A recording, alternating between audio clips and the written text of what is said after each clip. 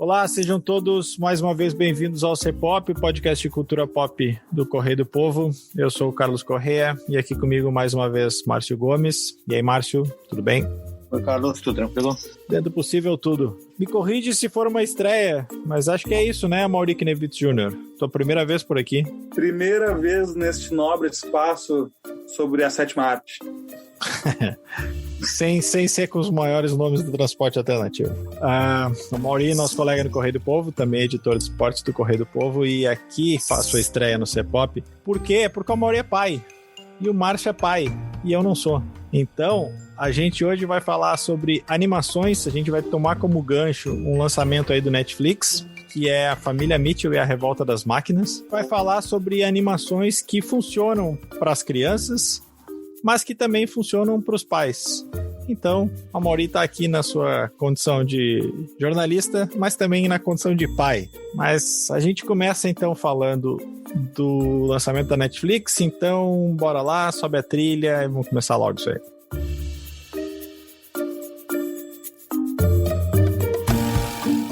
Bom, saiu há pouco na Netflix um filme, saiu sem muito alarde, né, mas ganhou fôlego no boca a boca, tá no top 10 aí, pelo menos a última vez que eu olhei ele estava em terceiro lugar, uma animação chamada A Família Mitchell e a Revolta das Máquinas. É um filme que no cartaz ele fala dos mesmos autores, aí eu fui ver, não é até o diretor, porque nenhum dos dois diretores, que são o Mike Rianda e o Jeff Rowe, são os responsáveis, mas o produtor, Will Alegra, é o mesmo cara por trás de animações de bastante sucesso nesses últimos tempos aí, que são a Aventura Lego, né? Uma Aventura Lego 2, e acho que o grande e maior exemplo de boa animação, né? Vencedor até de Oscar e tudo mais, que é o Homem-Aranha no Aranhaverso. O filme é bem diferente, né? Tem uma pegada bem diferente, eu acho que ele tá mais pro Aventura Lego até um pouco mais do que pro Spider-Verse, né? Mas tentando fazer um resumão da história, é uma família, tem lá pai, mãe, a filha adolescente, acho que um pouco mais que adolescente, né? Ela tá indo pra universidade nos Estados Unidos, né? Apesar que ela é quase criança no filme, né? E o irmão mais novo ainda, só que no meio disso acontece uma apocalipse cibernético, assim, né? Meio eu robô. As máquinas tomam conta do mundo e essa família é meio que a última esperança do mundo. Márcio, o que tu achou do filme, hein? Eu gostei, né? Gostei bastante. Ele é bem engraçado, ele tem um ritmo... mas além da questão de ser engraçado ou não, porque isso é subjetivo, né? Depende muito do humor de cada um. Ele tem um ritmo bem frenético, né? E isso em alguns pontos até incomoda, eu acho, né? Tem algumas piadas que tu perde e tem que voltar e assistir de novo, porque tem várias referências que vão pipocando na tua tela, que eu acho que um pouco para fazer essa questão das redes sociais, e daí faz muitas coisas de TikTok, Instagram, muita coisa para essa geração. E eu acho que para quem tem crianças, especialmente um pouco mais velhas, né, que já estão inseridas nesse mundo, o filme faz ainda mais sentido, especialmente as coisas de dancinhas e de vídeos editados e de youtubers e coisas do gênero, né? Ele faz muitas referências a isso, mas também tem muitas referências para a parte adulta, assim, de quem tá vendo ao lado das crianças ou quem é adulto e resolve ver sozinho, assim. Porque tem muitas piadas, eu até estava comentando isso com o Carlos, antes do Carlos ver até, que são referências que as crianças não vão pegar, né? Algumas coisas de críticas a empresas de tecnologia, críticas a formas de consumo da própria... da questão não só de celular, mas da tecnologia como um todo, assim, né? São algumas piadinhas muito sutis, assim, que se tu prestar bastante atenção, assim, tu nota, assim. Algumas são mais óbvias, outras nem tanto, assim, né? Mas que são daí piadas pro pessoal adulto que tá assistindo, assim. Então ele é um filme que consegue contemplar tudo isso, assim, e ainda faz algumas referências cinematográficas que eles até próprios fazem eles mesmos referenciam, né? Que é o lance ali da Madrugada dos Mortos, ali no negócio do shopping, em determinado momento do filme. Tem o próprio filme parece uma versão animada do Exterminador do Futuro, né? Com os robôs ali, questão do Terminator e tal. Então, ele tem referência a dar com pau para agradar todo mundo, assim. E eu acho que por isso que ele acertou em cheio, assim, e aí agradou tanto e tá nessa lista dos mais do Netflix, assim. Só para dar como uma referência, assim, né? Eu assisti no sábado, aqui em casa, o Arraia, da Disney Plus, que é o filme da Disney, a última animação da Disney, que é um filme completamente, embora seja animação bem diferente, com outra pegada, assim, e A Família Mitchell no domingo, assim, são dois ritmos de filmes diferentes, com duas histórias completamente diferentes, assim, e ganhou A Família Mitchell. Eu vejo essas animações cada vez mais como, eu não sei como, talvez o pessoal que estuda mesmo a fundo cinema, e artes audiovisuais em geral deve estar começando a teorizar sobre isso, porque é quase como se tivesse duas narrativas interpostas, né? Porque acabou o tempo, né, daquelas historinhas de criança de tipo, sei lá, Cinderela e Branca de Neve, que é aquela história ali, ponto, e deu. Claro que a história pode ter interpretações mais profundas, mas é uma história só. Eu vejo nessas animações isso, né? Uma preocupação em fazer quase como se fosse duas tramas, assim, não só piadinhas, não só referências. Isso tem muito.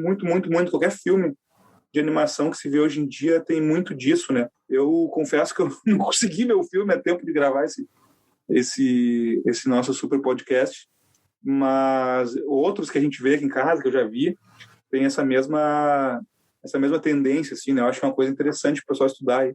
O que o Márcio falou do ritmo, eu acho que ele tá... E aí eu vou fazer de novo a referência com a Aventura Lego, né? Porque pegando aí os dois paralelos que a gente falou no começo ali do produtor da Aventura Lego do Homem-Aranha. O Homem-Aranha, ele tem um ritmo próprio que vai variando ao longo do próprio filme de acordo com os universos que estão lá, né? Então, quando chega no Noir é uma coisa mais diferente, quando chega naquela animação mais clássica lá, que é um ritmo mais lento e tal. Esse eu acho que ele tá mais pro ritmo do Aventura Lego, assim, que nem o Márcio falou, assim, essa coisa é frenética. Ele não chega a ser tão frenético quanto, sei lá, um Rick and Morty, né, que tu tem que ver dublado, porque se tu vê legendado, tu não vai pegar, ou tu lê tudo, ou tu olha as animações em si, porque tu não consegue dar conta de tudo. Acho que ele usa bastante o recurso de como se fosse pop-ups na tela, assim, né? Que é a questão da internet, né? A questão exato. Dos vídeos, né? Edição de vídeo. E acho que foi isso que eu gostei, assim, cara. Eu vi sozinho, né? Como não tem prole. Então, assim, esse ritmo é que tanto que tem uma hora que dá uma caída, assim, ali do meio pro final, que foi onde mas depois ele recupera ali. Então, assim, acho muito legal essa história das referências, e acho que as referências que mais me fizeram rir foram as que eu acho que as crianças não pegam. Fora aquela, tipo, eu acho que o filme, tipo, eu já fiquei simpático ao filme nos primeiros minutos ali com aquela cena do macaco. Vamos dar spoilers agora, Mauri? Mas alertar o Amaury. Alertar o Amaury. Mas assim, bem no começo, é spoiler de 1 minuto do filme, né? Tem uma cena do macaco que é só, eles comparam o grito do macaco com o grito do cara, assim. Mas o grito do macaco é tão engraçado, cara, que ele já te desconcerta, assim, com 2 minutos de filme. Mas, assim, as referências que eu achei mais legais foram, por exemplo, quando ele entra na apresentação da empresa de tecnologia, e tu vê que aquilo ali é um bastantão, né? É um pouco de Facebook, é um pouco de Microsoft, porque assim, a marca, o logotipo é quase o logotipo da Amazon, né? Com aquele risquinho embaixo, assim. Ao mesmo tempo, o nome do cara é Mark alguma coisa. Referência explícita ao Zuckerberg, né? E a apresentação, do jeito que ela é feita ali, é total da Apple, né? E a inteligência artificial é a Siri, né? Não é a Siri, mas mas a Siri. E o jeito do cara apresentar só falta ele botar a mão no queixo, assim, é o Steve Jobs sem tirar nem pôr, né? Então, assim, isso eu acho legal, assim como a hora que eles dizem que não, os humanos vão conseguir sobreviver e tal, e aí a inteligência artificial diz, não, é só tirar o Wi-Fi de vocês, cara. E aí dá um desespero nos humanos, e eu achei muito engraçado quando sai um personagem do nada ali, com um prato de comida na mão, um prato bonito, dizendo, por favor, alguém fotografa. Cara, aquilo ali é muito Instagram hoje em dia, cara. É só tirar foto de comida, cara. Então, assim, querendo fazer uma oferenda para o Wi-Fi. Isso, exatamente. Então, assim, essas referências eu acho que criança não vai pegar, mas acho que para criança, a criança não perde isso. Ela não perde não pegando essa referência, e o pai que tá do lado ali, a mãe que tá do lado ganha um refresco, assim, sabe? Ganha um bônus ali. Outra, só para que eu anotei aqui, quando o Márcio falou da referência do... Tô falando referência sem parar, né? Do Madrugada dos Mortos, na cena do shopping. Tem um momento ali que eles saem e tem aquele bicho que parece uma corujinha, né? É o Furby? Isso, e tá tomado de corujinhas. Tem um Furby aqui em casa. Aquela cena quando tá tomado de corujinhas o shopping e eles olham de baixo pra cima, cara, eu adorei aquilo ali aos pássaros, cara. Aquilo ali aos pássaros mas assim, quase ipsis literis, cara. Então, assim, e aí acho que a gente já pode avançar para essa questão, assim, de como as animações também funcionam, como o Amaury falou, assim, como se fossem duas coisas paralelas, assim, uma para cada público. Eu acho que eu comecei a perceber isso mais, talvez quando eu ter começado a dar mais bola, assim, para as animações depois de criança, assim. Eu acho que para mim tem dois momentos-chave e uma outra citação que eu vou tocar aqui que até não faz parte desses dois. Mas, assim, primeiro para mim é Toy Story, que é aquela história que é infantil, mas para os adultos, aquela lembrança dos bonecos e como é que eram aqueles brinquedos, e tu vê o cara de batata, e tu vê outros brinquedos ali que remetem a uma nostalgia. E acho que depois mais com Shrek, né? Que era uma história infantil, mas cheia de referências do mundo pop, assim, do universo pop, que vão permeando, assim, que as crianças nem pegam tanto, mas que os adultos sacam, assim. Mas para Toy Story, né? Toy Story, que é o clássico, né? Que é tipo, é um dos filmes mais tristes do mundo, Toy Story 3. Não, pois é. Mas eu tava falando assim, o Toy Story, o primeiro, até pela questão da nostalgia dos brinquedos mesmo, né? E para mim, o exemplo mais explícito disso tudo, quando eu vi Madagascar, cara. Madagascar tem uma cena em que eles chegam e tá rolando lá no meio da floresta uma rave. E aí um personagem diz pro outro, nossa, se eu soubesse eu tinha trazido uma bala. Eu fiquei apavorado com aquilo, porque tipo assim, pra criança, tipo, tá, ok, ele trouxe uma bala. Aquela bala ali, não é uma bala, né? É uma êxtase, cara. Era uma referência clara, a drogas no filme de criança. Só que as crianças não vão pescar, não vai passar no radar delas. Então eu acho que até hoje eu acho estranho daquela cena, assim, os bichinhos ali e tal. Se eu soubesse eu tinha trazido uma bala. É que é a forma de tu conseguir agradar os dois, né? Eu acho que tem muitos desenhos com essa temática politicamente incorreta, né? Você fala de Simpsons, né? Eu acho que já desde os Simpsons, né? Simpsons aqui, 89 ali, né? E era um desenho de TV, né? Não era cinema, né? Tu citou o Rick e Morty, né? Que é um filme frenético, que é um desenho frenético e tal, que também é um desenho, mas é um desenho de TV a cabo, né? E que tem no Netflix também, mas é um desenho de 20 minutos, que é frenético por 20 minutos, né? Esse é um filme frenético de 1h40 e tantos. Tem outros aí de TV a cabo também que tu tem que trocar de canal, mas tu assiste um pedaço, mas se chega a criança, tu tem que trocar de canal, né? Tipo, né? South Park e tantos outros, né? Porque não dá pra, embora eles sejam fofinhos e tal, não dá pra ficar assistindo, porque a temática é outra, assim. Beavis and Butthead, você tá aí longe? O Beavis and Butthead da MTV, mas pior que, sabe, esses dias eu botei aqui em casa... O Beavis and Butthead, eu acho que eles ficaram mais... Eles ficaram datados. Ficaram bobos. Eu peguei Eu peguei um episódio não, né? Uma cena que eles ficam vendo clipes, assim. Claro que eu vi antes para ver se não tinha nada muito pesado, assim, né?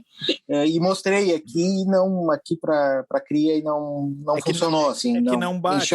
Não bate, assim. Muito datado, assim. As piadas também muito datadas, assim. E, tipo, não tem mais... Tipo, não comunica com a geração atual, assim, sabe? Funcionava para nossa, mas acho que não funciona agora. Eles vão lançar de novo, né? Vai voltar. Mas eu acho que o Beavis and Butthead nunca foi um desenho para criança também, né? Não foi para criança, mas era um desenho para adolescente, assim. Mas eu acho que não funciona nem para adolescente e para jovem. Era uma época, teve uma época que a MTV investiu em algumas animações. Sem falar que né? Muitas piadas homofóbicas e coisas do gênero, assim, sabe? A MTV, eu lembro que não era só, era o Beavis and Butthead, tinha o Ian Flux, que era uma animação também meio futurista. Que essa eu nunca vi, confesso que nunca tive paciência. E tinha o Garoto Dharma também, né? E tinha o Garoto Enxaqueca também na MTV, né? Tinha o Garoto Enxaqueca, que era engraçado. O Garoto Enxaqueca era muito bom. O Garoto Enxaqueca acho que não tem problema do público infantil. Vai, Amore.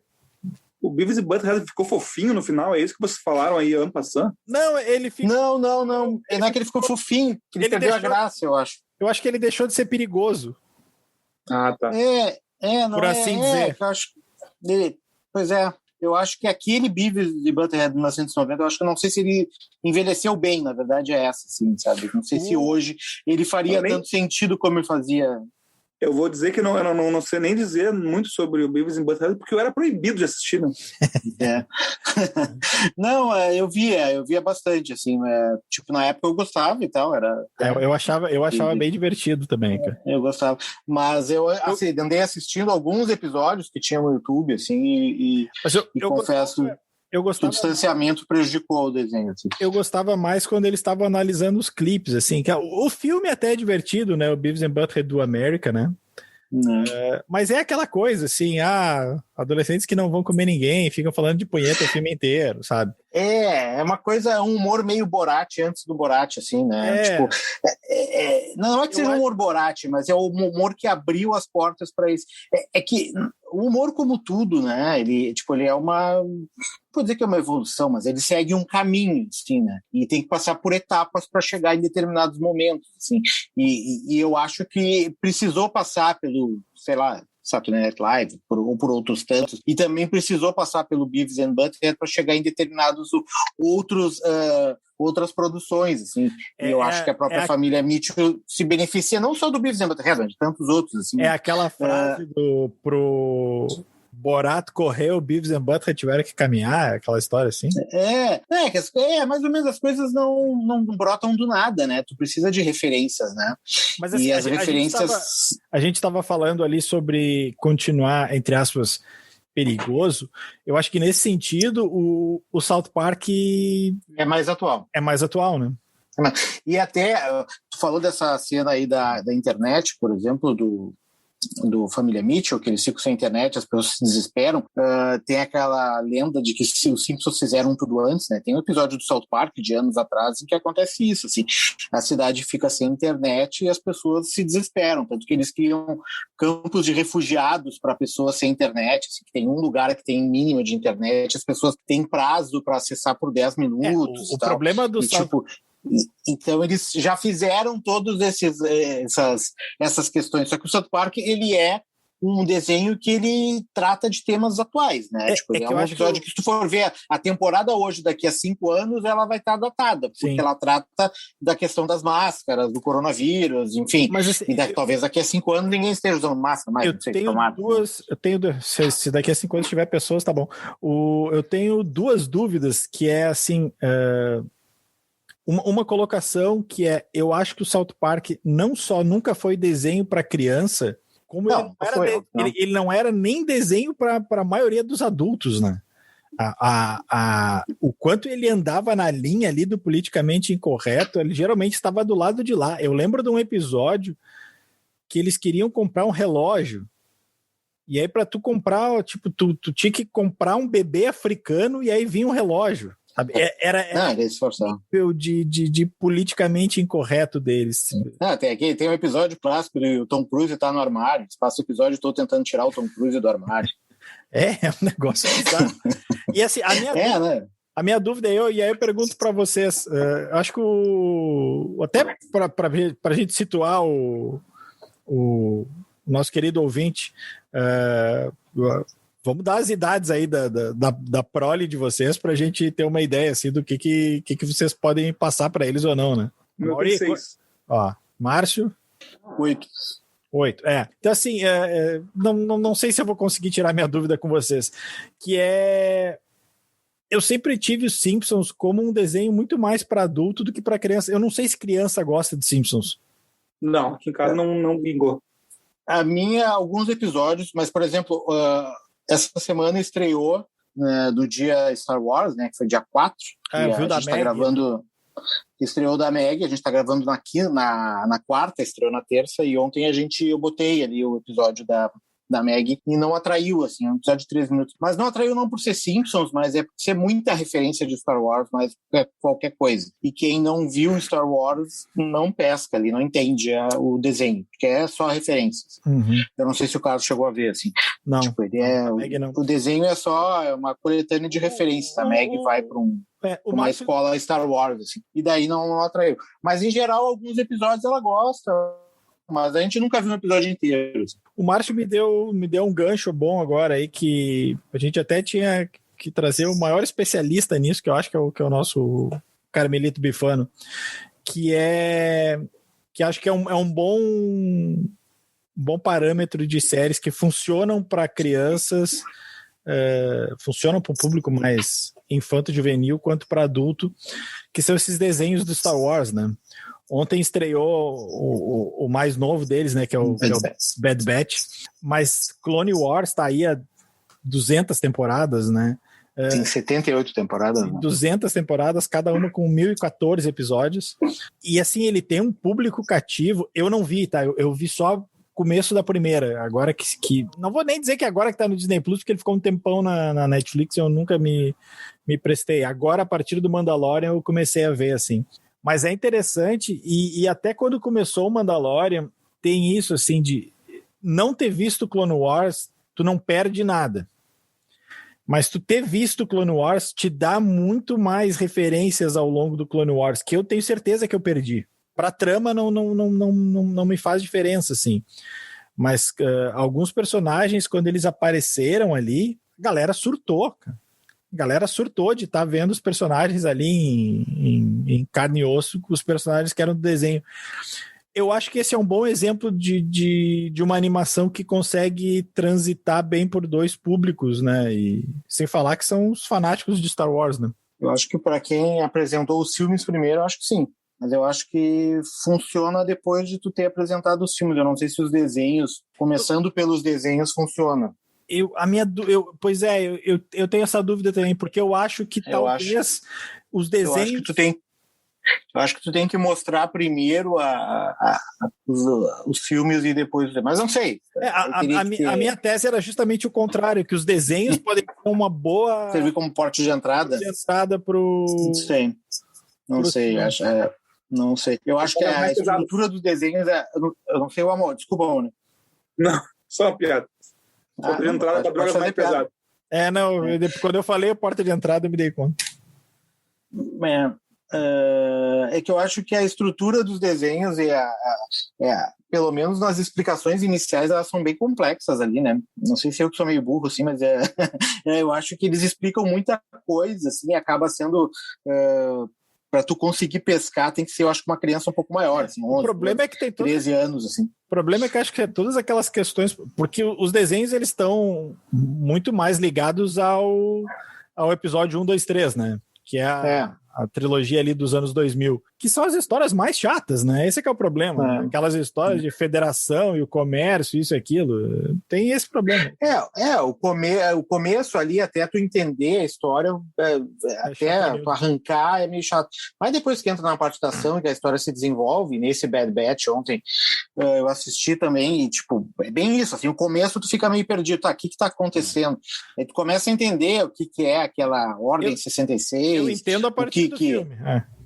o que é a mudança ali do Império da República para o Império e tal, daí tu te situa e tu entende, daí a história vai. Mas até tu entender tudo aquilo ali demora uns bons 12, 13 minutos de série, né? Para quem não é um fanático por Star Wars, que é o meu caso, não sou um cara que tem a história montada na minha cabeça. Eu tenho que recuperar tudo e reorganizar a partir do momento que eu começo a assistir. E para uma criança que não tem isso presente, acho que vai acabar ficando confuso. Certo. Mas quem e assiste, talvez quem tenha introduzido Star Wars para uma criança desde os 6 anos de idade, a Mauri talvez seja a tua oportunidade aí, daí talvez a coisa flua de uma forma diferente, não sei, né? Mas aqui não funcionaria, eu tenho certeza disso. Pegando como gancho, a Mauri, dá pra gente aí umas dicas então do que tu e o Martin veem que funciona pro Martin, mas também funciona pra ti, cara.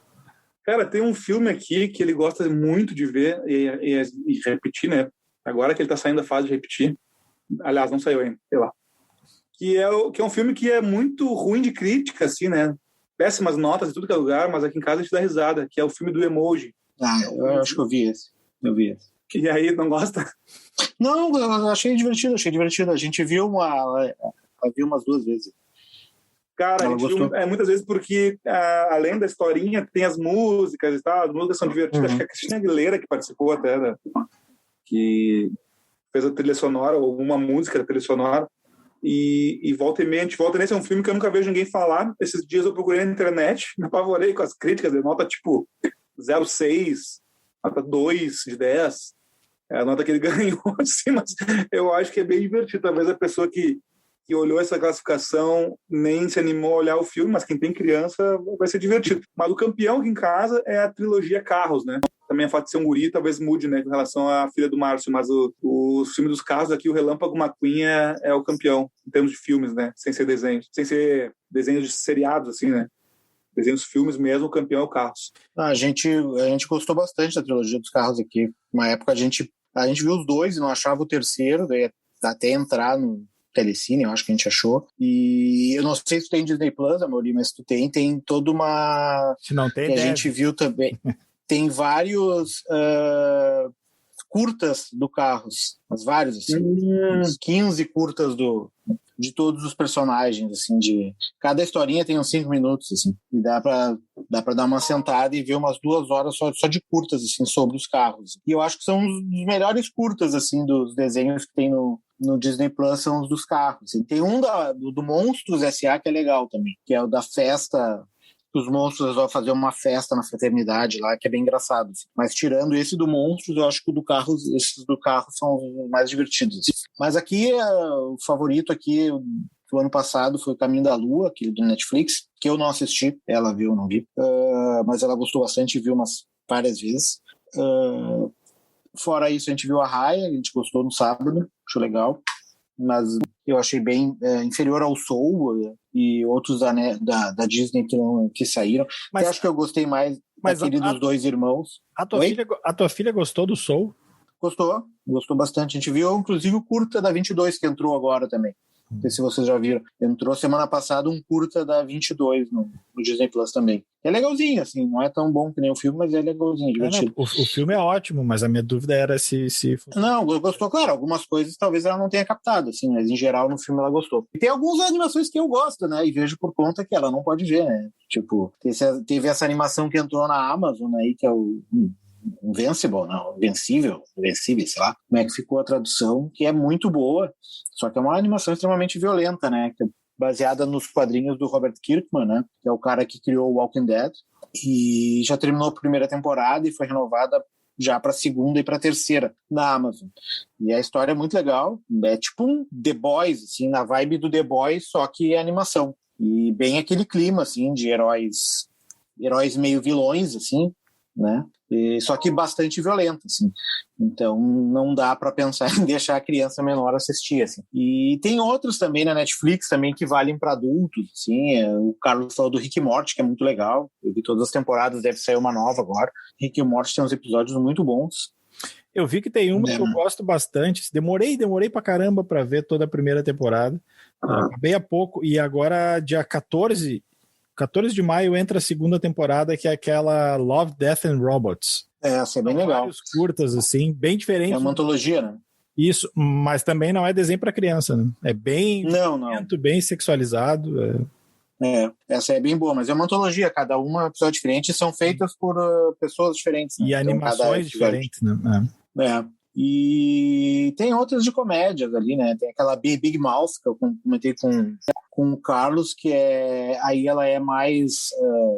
menos séria, né? Mais piadas, são de adolescentes que estão entrando na puberdade e tal, e daí as piadas são quase todas sobre sexo, mas contam com dubladores do Saturday Night Live e tal. Tem umas 4, 5 temporadas. Eu assisti até a 4ª, depois dei uma parada. Mas tem umas piadas que são boas. Tem uma aqui, só pra gente tá estourando o tempo aqui, mas só que eu não vi.